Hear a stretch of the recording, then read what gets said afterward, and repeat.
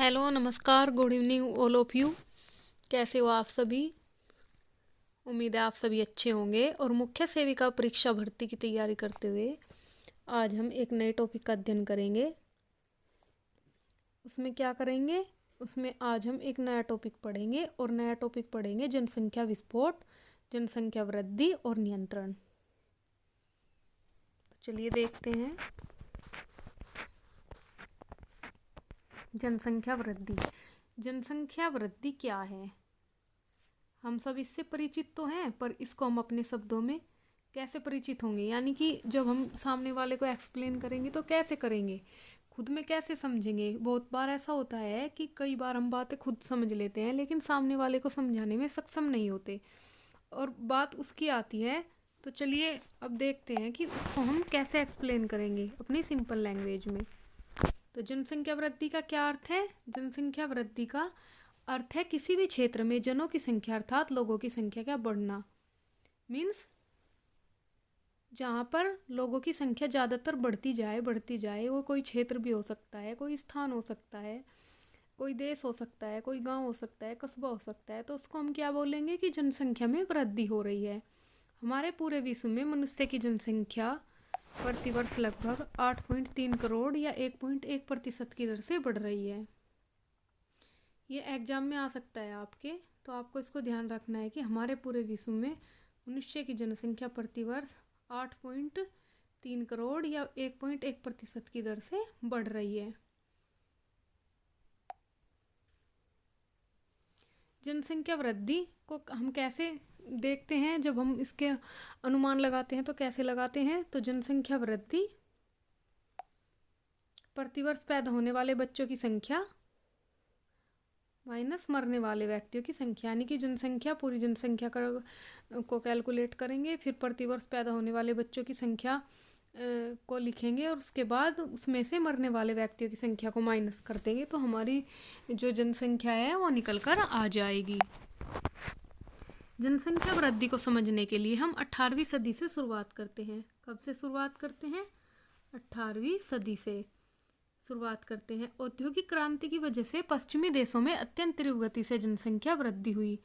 यानी कि जब औद्योगिक क्रांति हुई तो पश्चिमी देशों में काफ़ी विकास हुआ और विकास की वजह से क्या हुआ? व्यक्तियों को रोजगार मिलने लगा, तो इससे तीव्र गति से जनसंख्या में वृद्धि हुई।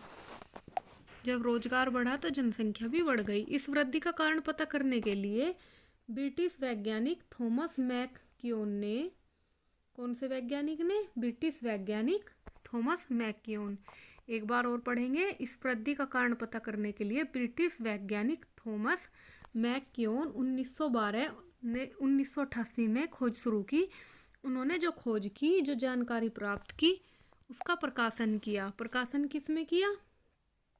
प्रकाशन किया मॉडर्न राइज ऑफ पॉपुलेशन। प्रकाशन किसमें किया? Modern rise of population. उसमें बताया कि कैसे जनसंख्या वृद्धि होती है और कैसे कैसे रोजगार बढ़ता है, कैसे कैसे औद्योगिक क्रांति आती है। उसके बाद माल्थस आए और माल्थस ने जनसंख्या का सिद्धांत दिया। क्या दिया? जनसंख्या का सिद्धांत दिया। 1798 में सर थॉमस रॉबर्ट माल्थस का लेख आया।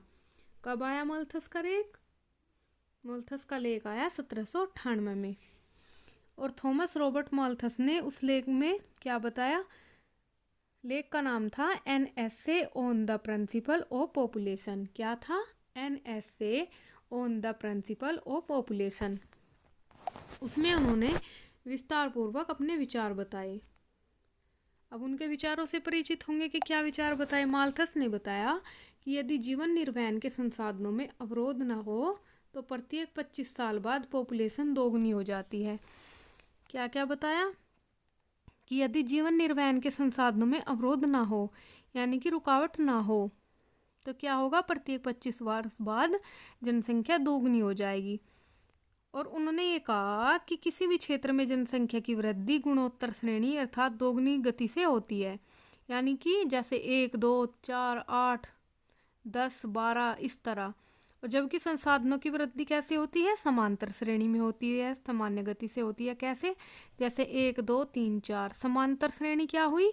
जैसे 1 2 3 4। और गुणोत्तर श्रेणी क्या हुई? जैसे 1 2 4 8 10 12। ठीक है, इस तरह ये माल्थस ने बताया। नव माल्थसवादी सिद्धांत के अनुसार 1972 में क्लब ऑफ रोम द्वारा प्रतिपादित वृद्धि की सीमाएं the limits of growth theory बहुत महत्वपूर्ण मानी जाती है। कहने का अर्थ यह है कि नव माल्थसवादी सिद्धांत में बताया गया क्लब ऑफ रोम के द्वारा प्रतिपादित थी वृद्धि की सीमाएं द लिमिट्स ऑफ ग्रोथ सिद्धांत, और इसमें इसकी पूरी व्याख्या की गई कि कैसे कैसे जनसंख्या की वृद्धि होती है और कैसे कैसे व्यक्तियों पर इसका प्रभाव पड़ता है। जनसंख्या वृद्धि को लेकर सभी विचारकों के अपने अपने मत हैं। सभी ने अपने अपने मत दिए। कुछ विचारक जनसंख्या वृद्धि को विकास में सहायक मानते हैं, कुछ इसे विकास में बाधक मानते हैं कि विकास में बाधक है। ऐसे ही हर्समैन ने कहा कि जनसंख्या वृद्धि से आर्थिक विकास को बढ़ावा मिलता है। हर्समैन ने क्या कहा कि जनसंख्या वृद्धि से आर्थिक विकास को बढ़ावा मिलता है। और हैंसेन ने क्या कहा कि जनसंख्या वृद्धि आर्थिक विकास से पहले की शर्त है, यानी कि जब आर्थिक विकास होगा उससे पहले की शर्त जनसंख्या वृद्धि को हैंसेन ने माना। इसी तरह जैसे कि हैंसेन ने अपने विचार दिए और हर्समैन ने दिए, हैंसेन ने दिए, इसी तरह डेविस रॉकफेलर ने इसको एक कठिन समस्या माना है। डेविस रॉकफेलर ने क्या कहा है? कठिन समस्या। अगर एग्जाम में आ जाता है कि जनसंख्या वृद्धि को कठिन समस्या किसने माना है, तो आप बताओगे डेविस रॉकफेलर ने जनसंख्या वृद्धि को कठिन समस्या माना है। तो इस तरह हम इसको समझ लेंगे।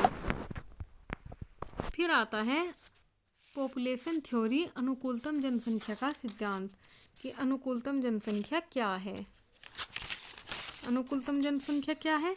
इस सिद्धांत में क्या बताया गया? इस सिद्धांत के अनुसार जनसंख्या के बढ़ने से देश में कार्य करने वाली जनसंख्या में वृद्धि लगातार होती रहती है। इसके कारण वृद्धि उत्पत्ति नियम, लॉ ऑफ इंक्रीजिंग रिटर्न्स लागू होने लगता है। क्या होता है इसमें उपलब्ध संसाधनों का पूर्ण उपयोग हो चुका होता है, यानी कि जो उपलब्ध संसाधन होते हैं उनका हम यूज कर चुके होते हैं, उनका उपयोग कर चुके होते हैं। और जब श्रम की औसत उत्पादकता होती है तो क्या होता है? प्रति व्यक्ति आय बढ़ जाती है। और जब प्रति व्यक्ति आय बढ़ जाती है तो उसी स्थिति को हम क्या बोलते हैं? अनुकूलतम जनसंख्या का सिद्धांत उसको हम बोलते हैं। जब प्रति व्यक्ति आय अधिकतम हो जाती है तब इसी बिंदु को हम जनसंख्या का अनुकूलतम बिंदु संबोधित करते हैं। अनुकूलतम जनसंख्या सिद्धांत के जनक कौन थे? ब्रिटिश अर्थशास्त्री एडविन केनन। एग्जाम में अगर आ जाता है कि अनुकूलतम जनसंख्या सिद्धांत के जनक बताइए, तो आप बताओगे ब्रिटिश अर्थशास्त्री एडविन केनन। अब देख लेते हैं जननकीय संक्रमण सिद्धांत। यह सिद्धांत किसने दिया? W.S. थॉमसन ने 1929 में और F.W. नोइस्टीन ने 1945 में इस सिद्धांत को दिया था। इस सिद्धांत में बताया गया था कि प्रत्येक देश की जनसंख्या क्रमिक चरणों में बढ़ती है और इसकी 4 अवस्थाओं से गुजरना होता है। कि इन्होंने बताया था कि यह क्रमिक श्रेणी में बढ़ेगी, यानी कि क्रम में 1 2 3 4 ऐसे। और क्या होगा कि इसे 4 अवस्थाओं से गुजरना पड़ेगा। इन 4 अवस्थाओं में क्या बताया? जैसे कि परंपरागत, पशुपालक, कृषक समाज की अवस्थाएं बता दी, फिर उन्होंने औद्योगिक क्षेत्र की विशेषताएं बता दी, फिर नगरीय समाज की विशेषताएं बता दी, और फिर उन्हें लास्ट में जीवन स्तर में, रहने के स्तर में, नगर या शहर के स्तर में परिवर्तित कर दिया। उसके बाद कोलिन ग्रांट क्लार्क ने इस सिद्धांत का समर्थन किया। जनांकीय संक्रमण की 5 व्यवस्था के बारे में बताया। जनांकीय संक्रमण की अवस्थाओं को हम जान लेते हैं। जैसे कि प्रथम अवस्था आ गई। प्रथम अवस्था में क्या आया? एडम स्मिथ ने इसके बारे में बताया कि इसमें जन्म दर और मृत्यु दर दोनों की उच्चता का वर्णन किया गया है। एडम स्मिथ ने क्या कहा था कि प्रथम अवस्था में जन्म दर और मृत्यु दर के बारे में बताया गया है, और ये भी बताया गया है कि जिस समाज में जितनी ज़्यादा गरीबी होगी जनसंख्या उतनी ही तेजी से बढ़ेगी। फिर द्वितीय अवस्था आ गई। द्वितीय अवस्था में क्या आया? उच्च जन्म दर, निम्न मृत्यु दर, यानी कि जन्म तो ज़्यादा होता है लेकिन मृत्यु दर ना के बराबर होती है। तो इसको इन्होंने तीसरी अवस्था बताया। और इस अवस्था के कारण क्या होता है, जनसंख्या विस्फोट होता है, यानी कि जनसंख्या बढ़ती जाती है। इसी तरह आती है तृतीय अवस्था। तृतीय अवस्था में क्या होता है, प्रथम विश्व युद्ध से 1950 ईस्वी तक भारत सहित पूर्वी एशिया, मध्य एशिया में यह अवस्था देखने को हमें मिली। और इसमें क्या हुआ, जन्म और मृत्यु दरों में कमी आती है, अर्थात धीमी जनसंख्या वृद्धि होती है, इसलिए इसको तृतीय अवस्था की श्रेणी में रखा गया। नेक्स्ट आती है हमारी चतुर्थ अवस्था। इसमें क्या आता है, इसमें आता है 1950 से 1970 जन्म दर मृत्यु दर दोनों कम, यानी कि यह विकसित समाज में पाई जाएगी। और विकसित समाज में पाने के बाद क्या होगा, इसमें जन्म दर मृत्यु दर दोनों ही कम पाई जाएंगी। यह भी बहुत सारे देशों में पाई जाती है, जैसे कि सिंगापुर, कनाडा आदि देशों में यह देखने को मिलती है।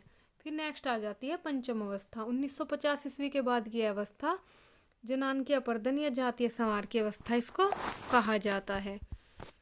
और इसमें क्या होता है, इसमें कोलिन क्लार्क महोदय ने इसके बारे में बताया था कि यह विकसित देशों में पाई जाएगी और फ्रांस, बेल्जियम, आइसलैंड आदि देशों में यह पाई जाएगी। तो इस प्रकार हमारी संक्रमण की 5 अवस्थाएं पूरी हुई। प्रथम अवस्था जिसमें क्या था, जिसमें था मृत्यु दर और जन्म दर दोनों उच्च अवस्था में। फिर द्वितीय अवस्था आई, इसमें उच्च जन्म दर और निम्न मृत्यु दर। फिर तृतीय अवस्था आई, तृतीय अवस्था में क्या आया, मृत्यु दर में कमी मानी जाती है, यानी कि जन्म दर और मृत्यु दर दोनों में ही कमी मानी जाती है। फिर चतुर्थ अवस्था आई, उसमें क्या दिखाया गया, जन्म दर मृत्यु दर दोनों कम आए। और पंचम अवस्था आई, इसमें जातीय संहार की अवस्था कहा गया। इस प्रकार हमारी 5 अवस्थाएं पूरी हुई। अब हम देखेंगे जनसंख्या घनत्व का सिद्धांत। दुर्खीम ने कहा कि श्रम विभाजन का प्रत्यक्ष संपर्क जनसंख्या घनत्व से है। जनसंख्या का बढ़ना ही श्रम विभाजन के विकास का कारण माना जाता है। यानी कि दुर्खीम ने इस बात को स्पष्ट कर दिया कि श्रम विभाजन का प्रत्यक्ष संपर्क जनसंख्या घनत्व से होता है। और उनका कहना था कि जब जनसंख्या बढ़ेगी तो श्रम विभाजन बढ़ेगा, यानी कार्य का विभाजन होगा। और जब कार्य का विभाजन होगा तो फिर क्या होगा, विकास में परिवर्तन आएगा। तो इसको विकास का उन्होंने कारण भी माना। ये नेक्स्ट देख लेते हैं जनसंख्या का जैविकीय सिद्धांत। प्रसिद्ध दार्शनिक समाजशास्त्री हर्बर्ट स्पेंसर ने अपनी पुस्तक द प्रिंसिपल ऑफ बायोलॉजी में जनसंख्या के सिद्धांत के बारे में बताया। जनसंख्या के सिद्धांत के बारे में किसने और कौन सी बुक में बताया, प्रसिद्ध दार्शनिक समाजशास्त्री हर्बर्ट स्पेंसर ने अपनी पुस्तक द प्रिंसिपल ऑफ बायोलॉजी में जनसंख्या के सिद्धांत के बारे में बताया।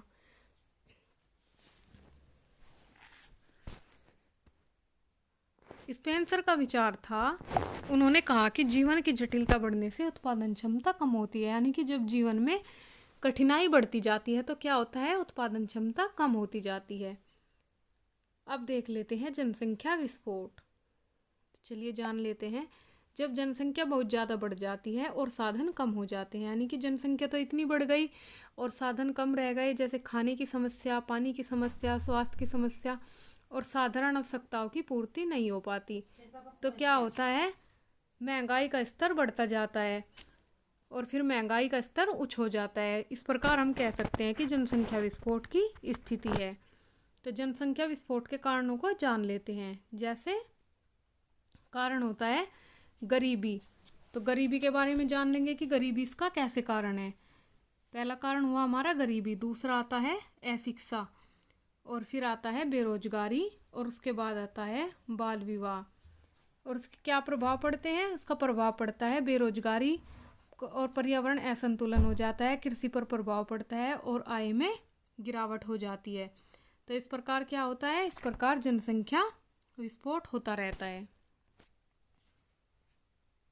ये हमारे जनसंख्या विस्फोट के कारण हैं। बाल विवाह, धार्मिक कारण, सामाजिक कारण और आय व्यय का संतुलन का बिगड़ना, जीवन स्तर की प्रगति में रुकावट, ये सभी कारण इसमें आ जाते हैं।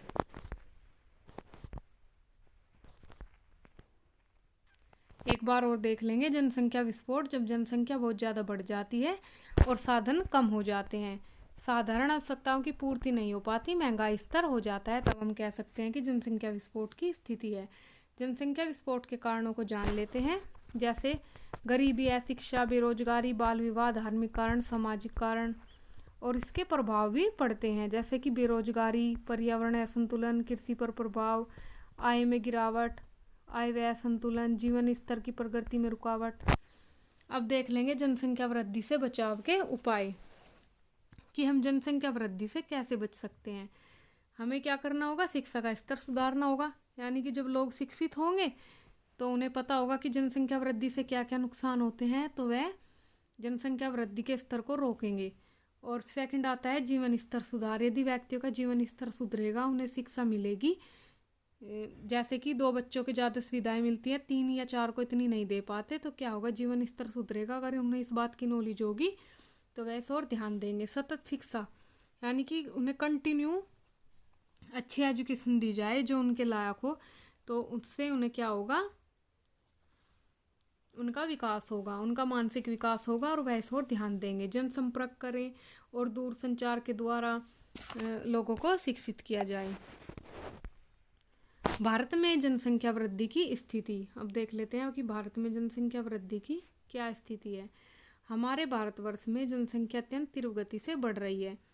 भारत विश्व के क्षेत्रफल के 2.4% हिस्से को घेरे हुए है। भारत में जनसंख्या वृद्धि चिंता का विषय बनती जा रही है। 1947 में क्या था, हमारा देश आज़ाद हुआ था, तब हमारे देश की जनसंख्या 34 करोड़ थी। 1983 में स्वास्थ्य नीति लाई गई, इसमें प्रजनन दर को घटाने का लक्ष्य रखा गया, पर परिवार कल्याण मंत्रालय इसे अपने लक्ष्य तक नहीं पहुंचा सका। संयुक्त राष्ट्र संघ ने इस पर चिंता जताते हुए कहा कि जिस तरह भारत की जनसंख्या बढ़ रही है, उस तरह 2023 में सबसे ज़्यादा जनसंख्या वाला देश बन जाएगा। क्या कहा कि संयुक्त राष्ट्र संघ ने इस पर चिंता जताते हुए कहा कि जिस तरह, यानी कि आपने देखा सबसे ज़्यादा जनसंख्या कौन से देश की है, चीन की, और फिर आता है भारत। लेकिन जिस तरह भारत की जनसंख्या बढ़ रही है, उस तरह यह 2023 में सबसे ज़्यादा जनसंख्या वाला देश बन जाएगा। अब देख लेते हैं क्वेश्चन जो एग्जाम के लिए मोस्ट इम्पोर्टेंट है, एग्जाम में आपको इनका ध्यान रखना है। भारत में जनसंख्या नीति पहली बार कब घोषित हुई, तो आपको बताना है देश में पहली बार जनसंख्या नीति 1976 में घोषणा की गई थी। नेक्स्ट आता है नई जनसंख्या नीति की घोषणा कब हुई, तो आपको बताना है 15 फरवरी 2000 को नई जनसंख्या नीति की घोषणा हुई थी। कब हुई थी, 15 फरवरी 2000 को। फिर नेक्स्ट है देश की जनसंख्या नीति को स्थिर करने का लक्ष्य कब से रखा गया, तो आपको बताना है कि 2045 से बढ़ाकर 2070 तक कर दिया गया। फिर नेक्स्ट आता है राष्ट्रीय जनसंख्या आयोग का गठन कब हुआ, तो आप बताएंगे 11 मई 2000 को प्रधानमंत्री की अध्यक्षता में राष्ट्रीय जनसंख्या आयोग का गठन हुआ। फिर नेक्स्ट आता है जनसंख्या आयोग का पुनर्गठन किसने किया, तो आपको बताना है 19 मई 2005 को प्रधानमंत्री मनमोहन सिंह ने जनसंख्या आयोग का पुनर्गठन किया। कब किया, 19 मई 2005 को प्रधानमंत्री मनमोहन सिंह ने। राष्ट्रीय जनसंख्या स्थिरता कोष की घोषणा कब हुई, तो राष्ट्रीय जनसंख्या स्थिरता कोष की घोषणा हुई फरवरी 2000 में। घोषित नई राष्ट्रीय जनसंख्या नीति के कार्य को गति प्रदान करने के लिए 2003 में इसकी स्थापना की गई। प्रधानमंत्री को इसका पदेन अध्यक्ष और परिवार कल्याण मंत्री को इसका उपाध्यक्ष बनाया गया।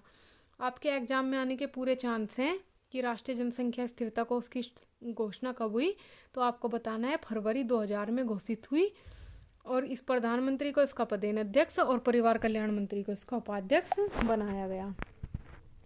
फिर नेक्स्ट आता है विश्व जनसंख्या दिवस कब मनाया जाता है, तो आपको बताना है 1987 से 11 जुलाई को हर वर्ष यह डे मनाया जाता है। कब मनाया जाता है, 1987 से 11 जुलाई को हर वर्ष यह डे मनाया जाता है। फिर नेक्स्ट है यूपी की नई जनसंख्या नीति कब आई, तो आपको बताना है 2021 से 2030 तक के लिए यूपी की नई जनसंख्या नीति घोषित की गई। नई जनसंख्या नीति का क्या लक्ष्य है, तो आपको बताना है 2026 ईस्वी तक कुल प्रजनन दर को प्रति 1000 आबादी पर 2.7 से घटाकर 2.1 और 2030 तक 1.9 तक लाने का है। तो ये आपके अति महत्वपूर्ण प्रश्न हुए। अब देख लेते हैं जो जानकारी है जो एग्जाम में आने के चांसेस हैं आपके, उसको देख लेते हैं। कोशिका की अवधारणा का उपयोग एड ह्यूमन ने जनसंख्या अध्ययन के लिए किया था। क्वेश्चन आएगा कि कोशिका की अवधारणा का उपयोग किसने किया था, तो आपको बताना है ए ड्यूमन ने। भारत में 1995 में जनन और बाल स्वास्थ्य उपागम को पहली बार अपनाया गया था। फिर नेक्स्ट आता है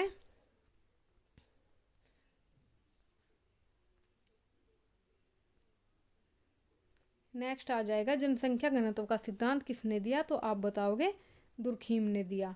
फिर नेक्स्ट आता है जेरंटोलॉजी विज्ञान में वृद्धों की जनसंख्या का अध्ययन किया जाता है। क्वेश्चन आएगा आपका आपको बताना है, जैसे कि एग्जाम में क्वेश्चन आ गया जेरंटोलॉजी विज्ञान में वृद्धों की जनसंख्या का अध्ययन किया जाता है या मानव की जनसंख्या का या बड़ी जनसंख्या का, इस तरह आपको ऑप्शन मिलेंगे। तो आपको बताना है जेरंटोलॉजी में वृद्धों की जनसंख्या का अध्ययन किया जाता है। या फिर ऐसा कौन सा विज्ञान है जिसमें वृद्धों की जनसंख्या का अध्ययन किया जाता है, बुजुर्गों की जनसंख्या का अध्ययन किया जाता है, तो आपको बताना है जेरंटोलॉजी।